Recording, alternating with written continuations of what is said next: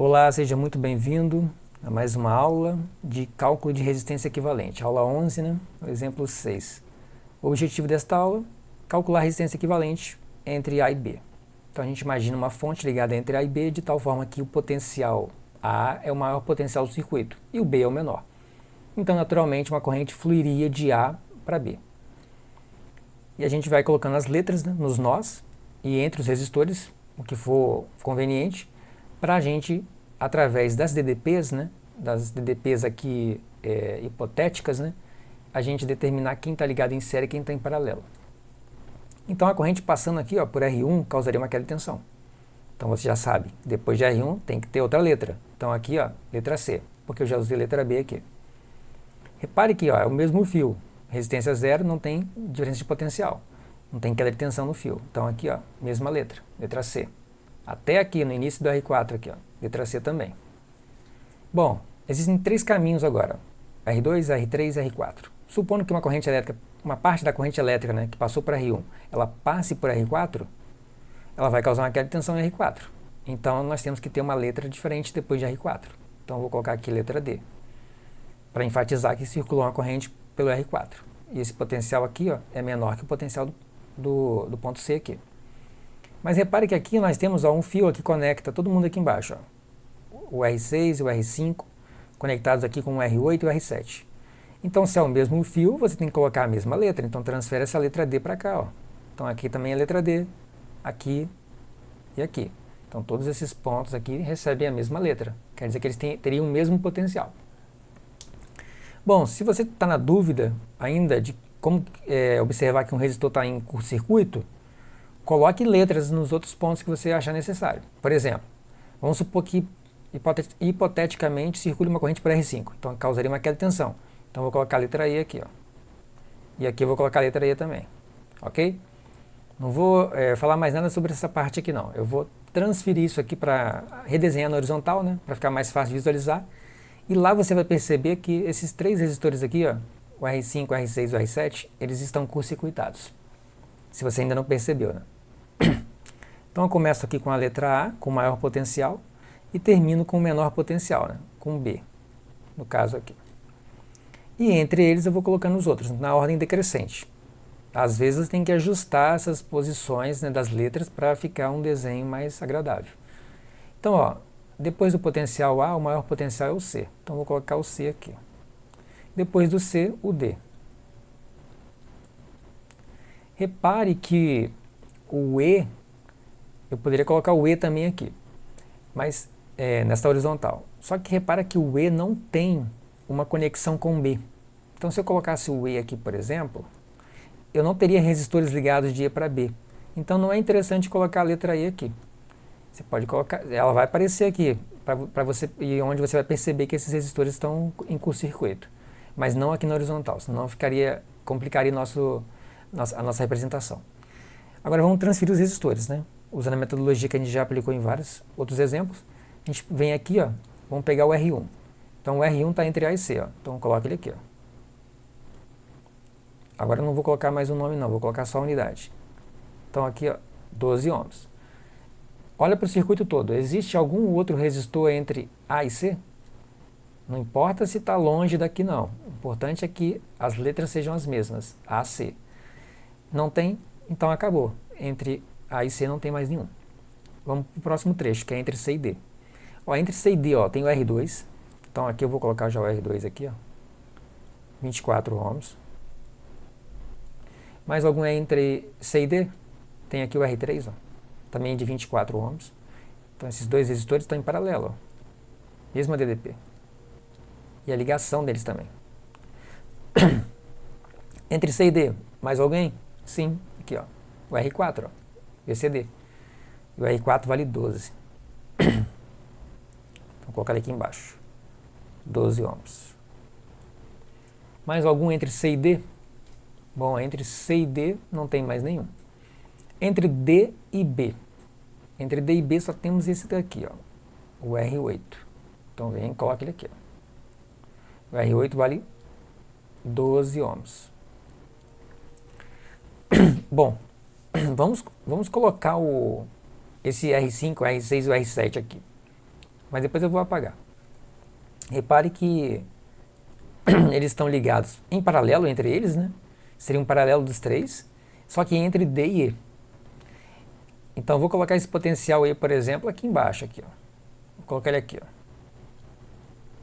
E. Porque repare que o E não tem ligação com o B, por exemplo, e nem com o A. Então, ó, seria algo desse tipo aqui, ó.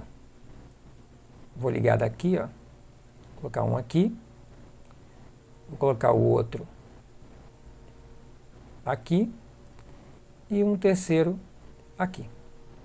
Então seriam aqui, ó, o R5, o R6 e o R7, ó. Eles estão aqui nesse trecho aqui em paralelo, entre D e E. Mas repare que isso daqui, a gente chama isso daqui de uma ramificação do circuito, vamos dizer assim. É uma derivação, na verdade. A palavra correta acho que é essa. Derivação. É uma derivação, só que é uma derivação morta. Vou tentar fazer uma analogia disso aqui com canos de água. Imagine que você tem um reservatório com água e sai aqui uma tubulação, aí essa tubulação vem aqui para uma torneira. Então você tem aqui uma torneira, tentando fazer aqui uma torneira aqui. Então tem aqui uma torneira aqui. Aqui a tubulação. Se você pegar e abrir um pouco essa torneira, ou seja, o abrir e fechar aqui é como se você estivesse variando a resistência. Ou seja, você dificulta a passagem da água aqui. Da mesma forma que a resistência aqui dificultaria a passagem dos elétrons. Então aqui você tem aqui um potencial, ó, que seria esse nível mais alto, seria o A. E esse desnível, né, com relação aqui onde vai sair a água, seria o B. Então maior potencial, menor potencial. Então existe uma diferença de potencial, pode circular uma corrente aqui. Desde que eu tenha aqui um condutor, né? No caso aqui o condutor é uma tubulação d'água. Bom, neste caso aqui circula água aqui se eu abrir um pouco essa torneira, né? Ou seja, se existir uma resistência aqui não tão alta, né? Porque se eu fechar a torneira 100%, seria como se eu colocasse uma resistência infinita. Daí a corrente é zero, ou seja, não flui água pelo cano. Agora repare o seguinte, imagine que aqui esteja circulando água, né? Então está caindo água aqui, ok? Para esse outro reservatório aqui de baixo, vamos supor que tem uma panela aqui embaixo. Engraçado, né? A panela aqui está maior que o reservatório, mas enfim. É tudo hipotético. Então aqui é o solo, né? Uma referência para a gente. E a água está caindo aqui, nesse recipiente. Então tem um fluido aqui, tem uma circulação aqui.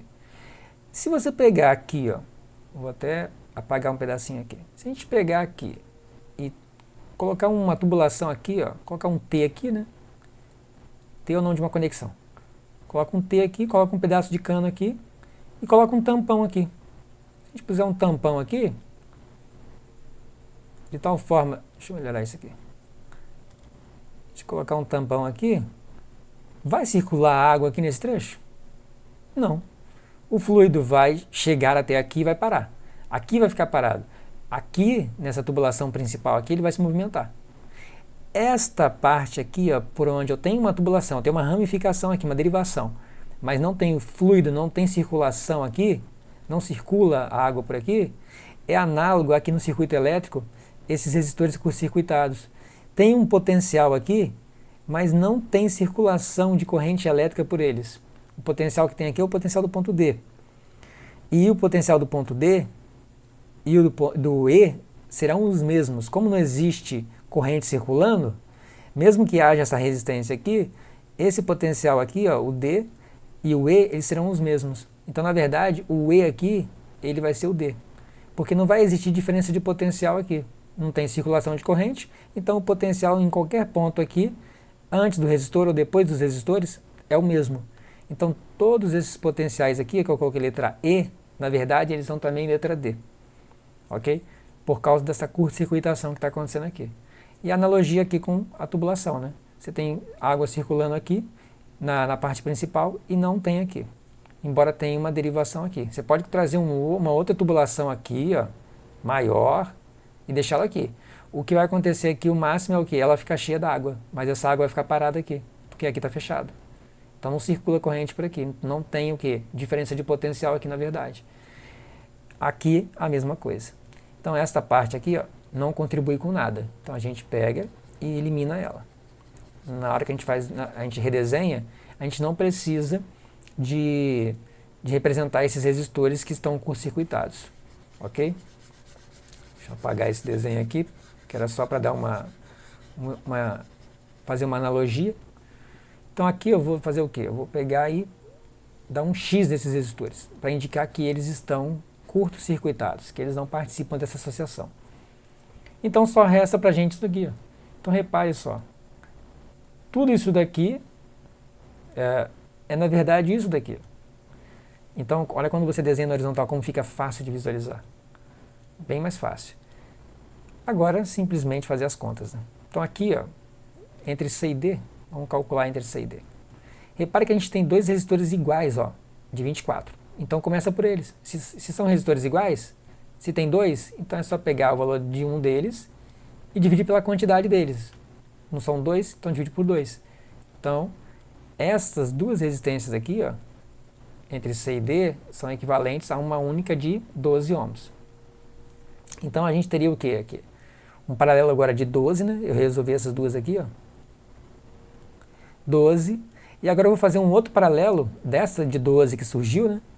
A equivalente entre 24 e 24, com essa outra de 12 aqui. Então, entre C e D, de fato, a gente teria o quê? 12 paralelo com 12. Então, de novo, né? Divido por 2 aqui. Então, a gente tem, na verdade, entre C e D uma resistência de 6 ohms. Mas esta não é a resistência equivalente, né? É só entre C e D, é equivalente entre C e D. Então a gente vem aqui e redesenha. Entre A e C, a gente mantém o resistor de 12 ohms, que a gente não fez nada nele. Só que agora entre C e D, nós só teremos um único resistor, que é esse de 6 aqui. E entre D e B, o resistor de 12 ohms também, que não foi mexido. Repare que depois que você determina quem está em paralelo e quem está em série, é muito fácil de fazer. Agora aqui a gente tem uma série. Então, a resistência equivalente, né, entre A e B é a soma desses três resistores aqui. Então vai ficar 12 mais 12 mais 6. Então vai ficar 12 mais 6 mais 12, né, seguindo a ordem ali. Isso daqui vai dar, deixa eu colocar aqui embaixo, 12 mais 12, 24, mais 6, 30. Então, todos aqueles resistores ali de cima, um resistor de 30 ohms é equivalente àquela associação ali em cima. E aí, por fim, a gente desenha aqui um único resistor entre A e B, no valor de 30 ohms. Então, esse resistor aí é equivalente a todos esses daqui. Vamos no Multisim para a gente fazer a simulação aqui. Então, já está montado aqui. Vou pegar aqui, ó, uma referência, vou colocar aqui no meio. Ó. Então, se estiver ligado, né, confere se está ligado. Ó, não estava ligada. Então, você tem que verificar se ela está ligada ou não. Então, aqui, ó. Agora ela está ligada. Vamos pegar aqui o nosso multímetro. Vem aqui, né, em simulação, instrumentos, multímetro. Vou colocar ele aqui, ó. Então vou ligar o menos aqui, ó. Como eu já falei em outras aulas, né? Para resistência não tem problema a polaridade. 2 cliques rápidos com o botão esquerdo do mouse, aparece aqui o mostrador, nosso display. Vou selecionar aqui o símbolo de resistência e vamos simular.